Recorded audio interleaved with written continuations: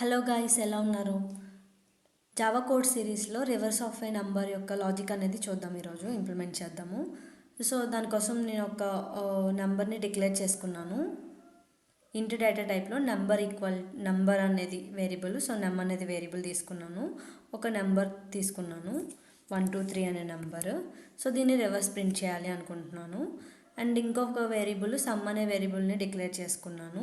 And while లూప్ని run చేస్తున్నాను. While లూప్ని ఎందుకు రన్ చేస్తున్నాను అంటే మనం ఒక్కొక్క నెంబర్ని రిట్రైవ్ చేసి రిటర్న్ చేసుకున్నాక లాస్ట్లో నెంబర్ అనేది 0 అయిపోతుంది. సో అక్కడితో నాకు కండిషన్ అనేది టెర్మినేట్ అవ్వాలి కాబట్టి వైల్ లూప్ని తీసుకున్నాను. So remainder equal to num%10. Actually remainder అంటే ఏంటి? మనం ఏదైనా ఒక నెంబర్ని డివైడ్ చేసినప్పుడు రిమైండర్లో ఏది వస్తుందో దాన్ని రిమైండర్ అని తీసుకుంటాం. అంటే 121 అనేది 10తోని డివైడ్ అయినప్పుడు సో రిమైండర్లో ఎంత ఉంటుంది? 3 ఉంటుంది. సో 3 అనేది రిమైండర్ అవుతుంది. ఇక్కడ 10 ఎందుకు తీసుకున్నాము అంటే 10తోనే రిమైండర్ వచ్చేలాగా ఎందుకు తీసుకున్నాము, 10తోనే డివిజన్ ఆపరేషన్ ఎందుకు పర్ఫామ్ చేస్తున్నాము అంటే మీరు ఏ నెంబర్ అయినా తీసుకోండి, ఆ నెంబర్ని 10తోని డివైడ్ చేసినప్పుడు రిమైండర్ అనేది ఆ లాస్ట్ డిజిట్ ఏముంటుందో అది దాని రిమైండర్ అవుతుందన్నమాట. సో నెక్స్ట్ లాజిక్ వచ్చేసి sum equal to sum into 10 plus reminder. Actually ఈ సమ్లోనే మనకి కావాల్సిన రివర్స్ ఎలిమెంట్ అనేది ప్రింట్ అవుతుంది. సో సమ్ ఇనిషియల్గా ఎంత? 0. So sum into 10 plus reminder. సమ్లో 0 ఉంది. సో 0 ఇంటూ 10 ఎంత? 0 కదా. So 0 plus 3. రిమైండర్లో ఎంత ఉంది? ఫస్ట్ టైము 3 ఉంది కాబట్టి 0 ప్లస్ 3 ఈక్వల్ టు 3. ఇప్పుడు నమ్ ఈక్వల్ టు num/10. ఇక్కడ మళ్ళీ నెంబర్తో డివైడ్ చేస్తున్నాము.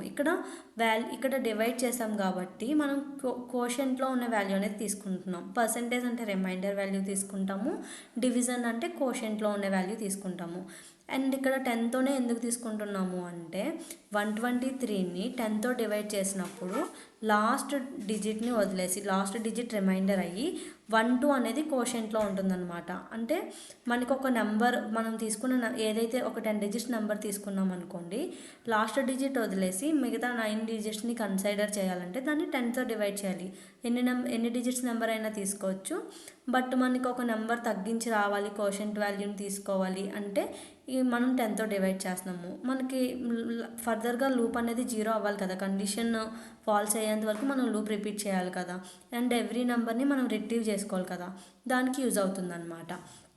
సో ఇప్పుడు 12 ఉంటుంది. సో నేను ఇక్కడ నంబర్లోని 12 అనేది ఉంది అని చెప్పేసి నేను ఎగ్జాంపుల్ మనం గుర్తుంచుకోవడానికి ఇక్కడ రాస్తాను. ఇక్కడ కూడా నెంబర్ నోట్ చేశాను అనమాట. ఈ కమెంట్స్లో ఉన్నది లాజిక్ మనకి. సో ఇప్పుడు ఏమవుతుంది? 12 not equal to 0, condition satisfy అయింది. ఇప్పుడు ఏమవుతుంది? Reminder equal to number percentage 10. So second ఇటరేషన్లోని నెంబర్ అనేది ఎంత ఉంది? 12 ఉంది. సో 12% 10. సో 12% 10 అన్నప్పుడు 12లోని లాస్ట్ డిజిట్ ఎంత ఉంది? 2 ఉంది. సో 2 అనేది రిమైండర్ అవుతుంది. ఇప్పుడు some equal to sum into 10 plus reminder అన్నప్పుడు సో సమ్ ఎంత ఉంది? లాస్ట్ టైం మనకి 3 ఉంది. సో 3 ఇంటూ 10 ఎంత? 30. సో 30. సో లాస్ట్ ఇటరేషన్లోని రిమైండర్ మనకి ఎంత వచ్చింది? 2 వచ్చింది. 30 ప్లస్ 2 32. సో ఇప్పుడు సమ్లోని 32 అనే వాల్యూ అనేది స్టోర్ అయ్యింది అనమాట. ఇప్పుడు నమ్ ఈక్వల్ టు num%10. ఆల్రెడీ నమ్లో ఎంత ఉంది? 12 ఉంది.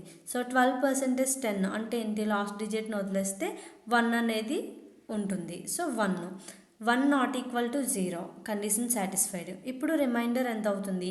1% 10. 1% 10 అన్నప్పుడు 1 అనేది రిమైండర్ అవుతుంది, అంతే కదా. రిమైండర్లో 1 ఉంటుంది.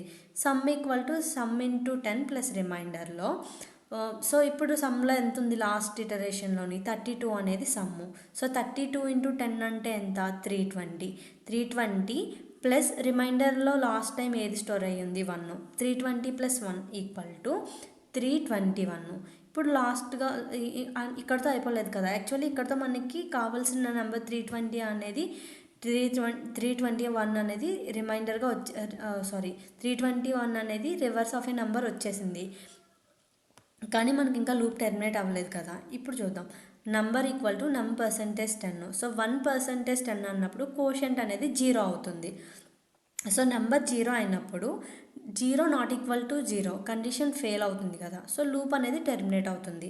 మనం system.out.printlnలోని సమ్ అనేది ప్రింట్ చేసుకుంటున్నాం. ఎందుకంటే మనకి కావాల్సిన మెయిన్ లాజిక్ అనేది సమ్లో ఉంటుంది కాబట్టి మనకు కావాల్సిన number reverse of A number అనేది సమ్లో స్టోర్ అయి ఉంటుంది కాబట్టి లూప్లో నుంచి బయటకు వచ్చేసాక సమ్ని ప్రింట్ చేసుకుంటే రివర్స్ ఆఫ్ ఏ నెంబర్ అనేది ప్రింట్ అవుతుంది అనమాట. ఒకసారి ఎగ్జిక్యూట్ చేసి చూద్దాము. సో ఎగ్జిక్యూట్ చేస్తే ఇలా నెంబర్ వచ్చింది. సో నేను నార్మల్గా ఎక్స్ప్లెనేషన్ ఈజీగా ఉంటుంది కాబట్టి ఇలా తీసుకున్నాం. మీరు వేరే పెద్ద నెంబర్ ఏం తీసుకున్నా లాజిక్ అయితే ఇదే, మీరు లాజిక్ ఏమి ఇంప్లిమెంట్ చేయాల్సిన లేదు. బట్ ఏ నెంబర్ తీసుకున్నా కూడా ఇంటర్నల్గా లాజిక్ ఇది అప్లై అయ్యి మనకి అవుట్పుట్ అనేది వస్తుందన్నమాట. ఫర్ ఎగ్జాంపుల్ 87654 అనే ఒక నెంబర్ని తీసుకున్న, ర్యాండమ్ నెంబరు, కొంచెం ఎక్కువ డిజిట్స్ ఉన్నాయి కదా.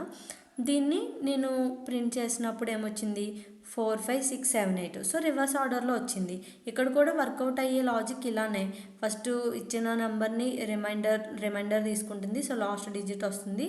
తర్వాత సమ్లోని ఏదైతే కండిషన్ రాసామో ఆ కండిషన్ని వర్కౌట్ చేస్తుంది. సో అంటే లాస్ట్ నెంబరు ఒక్కొక్క లాస్ట్ నెంబరు వచ్చి అపెండ్ అవుతుంది. అండ్ తర్వాత ఒక్కొక్క నెంబర్ని టెర్మినేట్ చేస్తూ నెంబర్ అనేది వచ్చి లాస్ట్ కండిషన్ ఫెయిల్ అయ్యేంత వరకు లూప్ అనేది రిపీట్ అవుతుందన్నమాట. ఇది రివర్స్ ఆఫ్ ఏ నెంబర్ యొక్క స్టోరీ. ఫర్ ఎగ్జాంపుల్ స్టోరీ అనుకుందాం సరదాగా. ఐ థింక్ మీకు ఈ వీడియో హెల్ప్ఫుల్ అవుతుంది అనుకుంటున్నాను. సో లాజిక్ వెరీ ఈజీ, మీరు 1-2 టైమ్స్ చూస్తే బాగా అర్థమవుతుంది. Okay guys, thanks for watching. So like, share, subscribe our channel. Thank